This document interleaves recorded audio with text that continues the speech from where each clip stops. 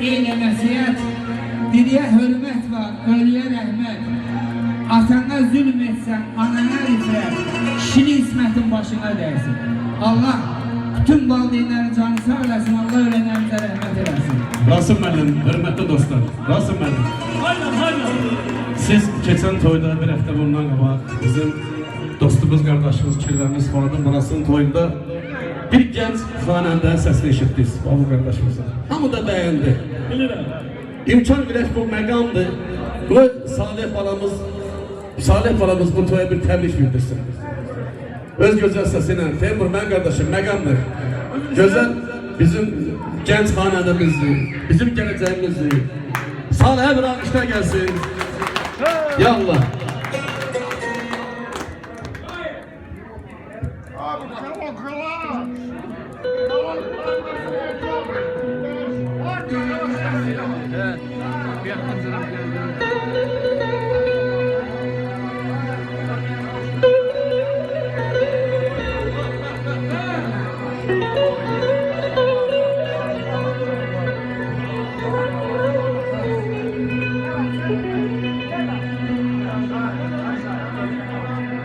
Eğer bütün beşeriyet edül canım ola, eğer bütün beşeriyet edül canım ola, ürey sükut eylemez aldığım atanetten. Rıza ve hak ve mekan, ay, ay,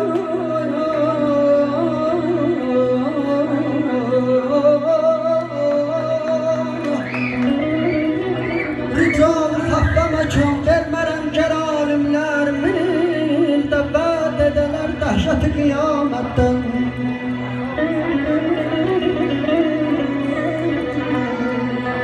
Yanımda gel dura cellat elinde şemşiri. Ey ey ey ey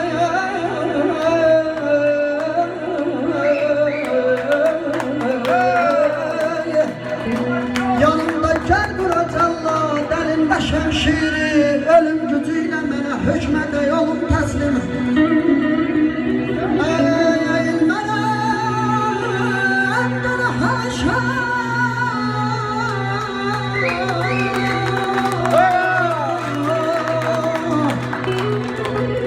Eğilmene endine haşa. Ölüm nedir ki onun gücüyle halka hazirane eyleyim tezir.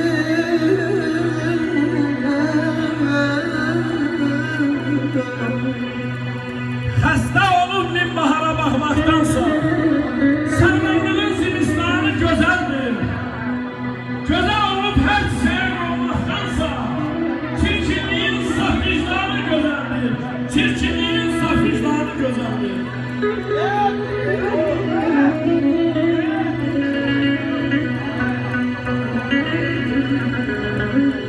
Hasrabı hüsnün azizim, sənmişsən tacı, xubilər cümlə sənin dərgahının möhtacı.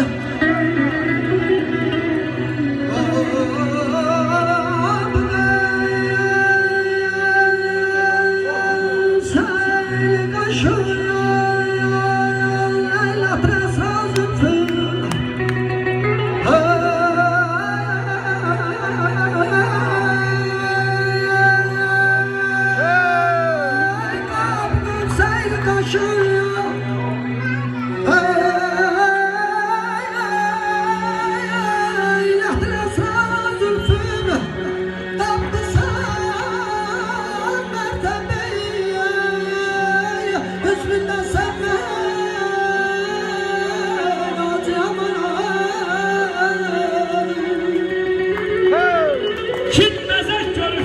Dişindən, xələk baş açmayır öz işindən, özgə anıların